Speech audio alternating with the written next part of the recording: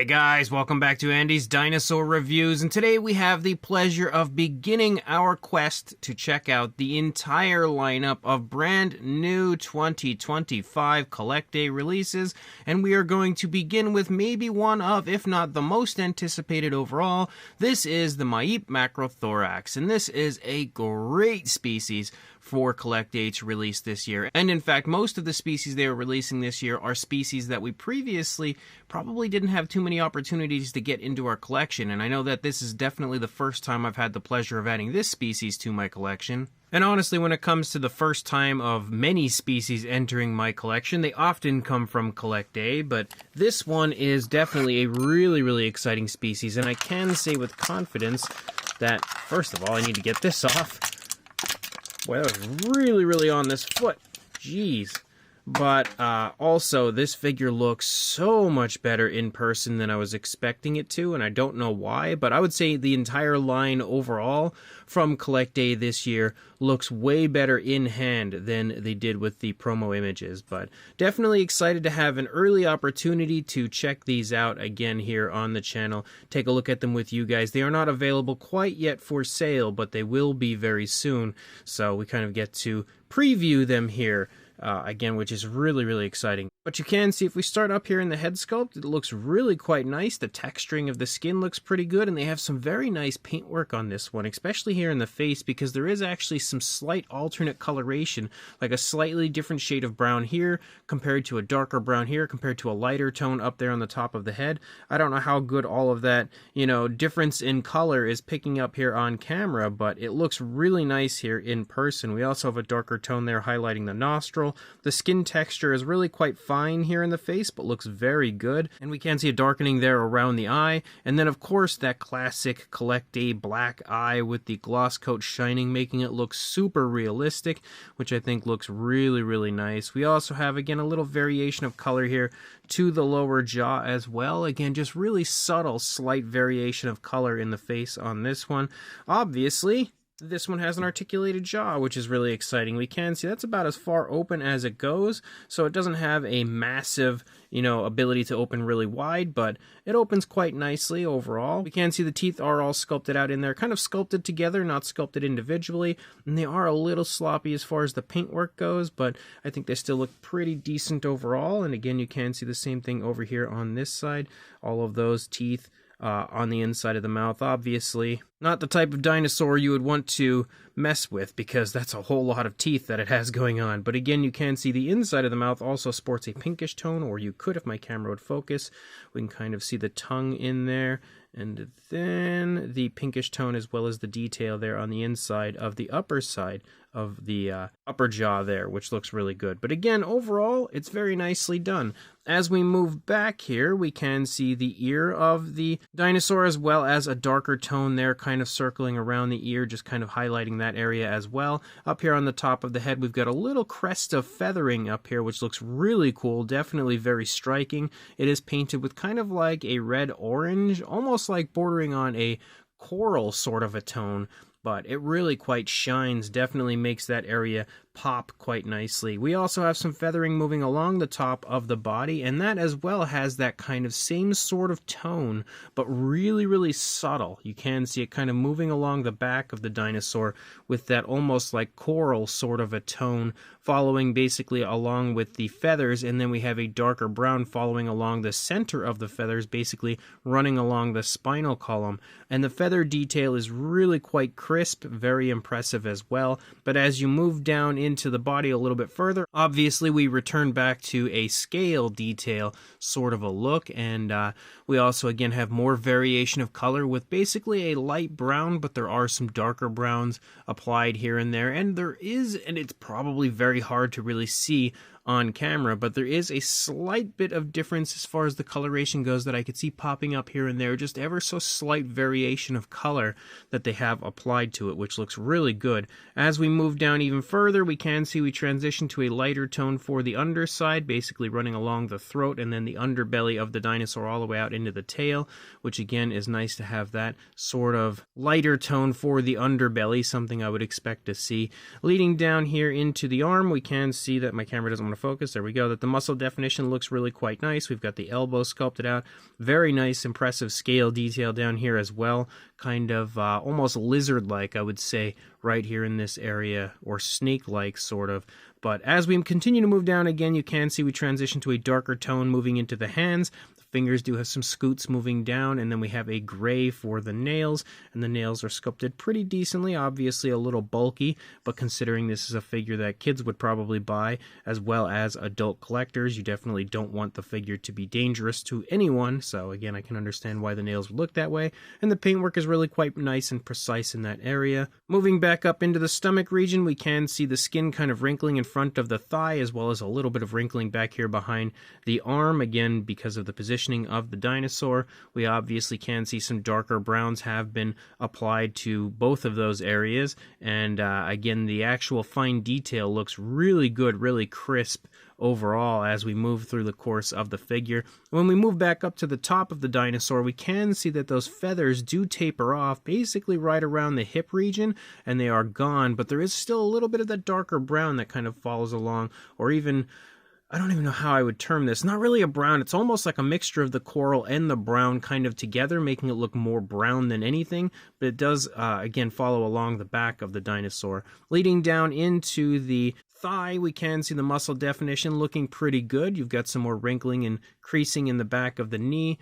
The kneecap itself is also highlighted with a darker tone. As we lead down, we've got the calf muscle right there. And then again, continuing to lead down, we do transition, just like with the hands, back to a darker brown. Moving into the feet, we've got some scoots following down along the foot down into the toes. And we can see the lighter brown actually kind of popping there through some of those scoots moving down the toes, which does look really quite nice.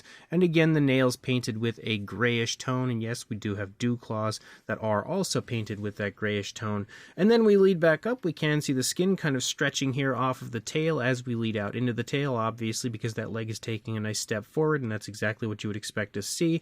And then we basically just have the tail extending out with a slight curve toward the dinosaur's left, and it also curves up at the end, and we basically just have the light brown as well as this alternate shade kind of moving along the top of the dinosaur, and then the lighter tone for the underside. But as you can see, that transition down to the lighter tone is extremely smooth, and it's all applied very nice and naturally. As we move back, we can see the cloaca here on the underside as well, and that is highlighted with kind of like a darker grayish tone. And then as we lead through, we can see the skin texture and everything looks really quite impressive the entire way through, as well as, of course, the species name. And although it does say 2024 on the underside, it is actually a 2025 release.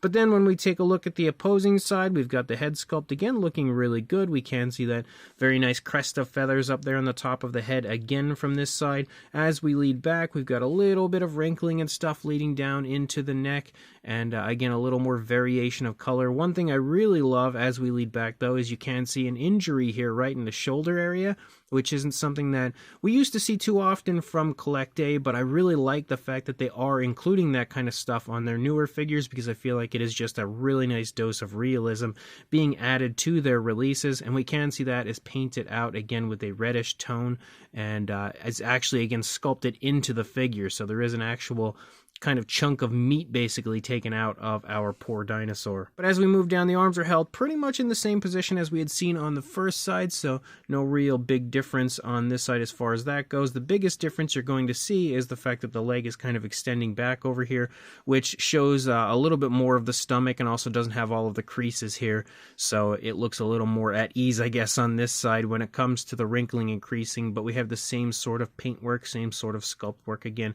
Quite a bit of variation to the style of scales. You can see larger scales right here in the middle of the stomach, and then finer scales as we lead down. You see those larger scales return back here again in the thigh as we lead back.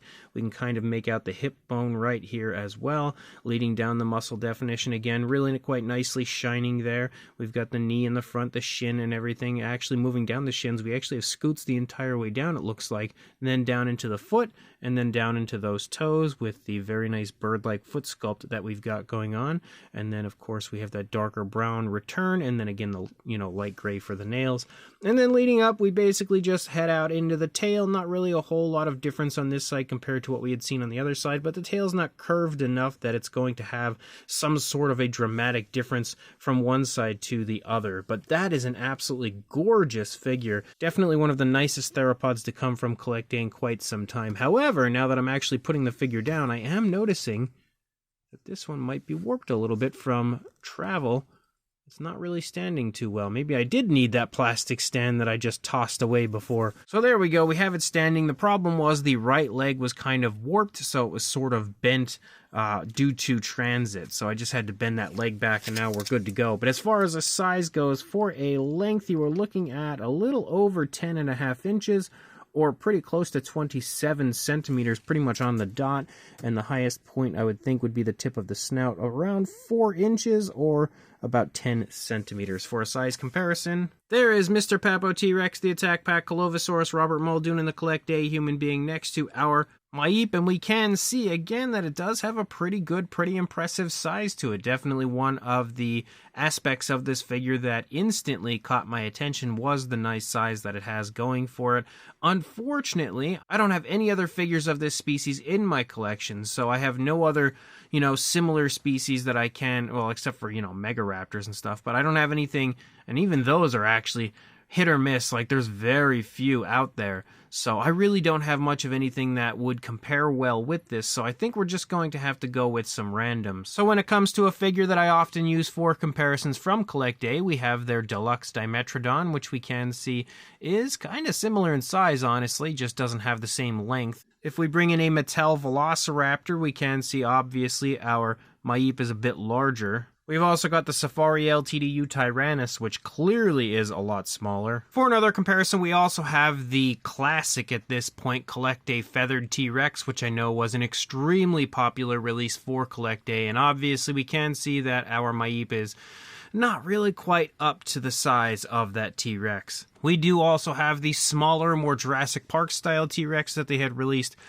prior to the Feathered Rex, and obviously this one is closer in size, but still a little bit off. But for a very good comparison, we have the Ceratosaurus from Collecta as well, which at this point we can see also is kind of standing very similarly to our Maip, but we can see very clearly that they're pretty much the same size, I would say, with the Maip maybe having just a little bit more tail length, but overall they are extremely similar in size. So this brand new 2025 Collecta Maip macrothorax is actually really quite beautiful. I really enjoy this figure.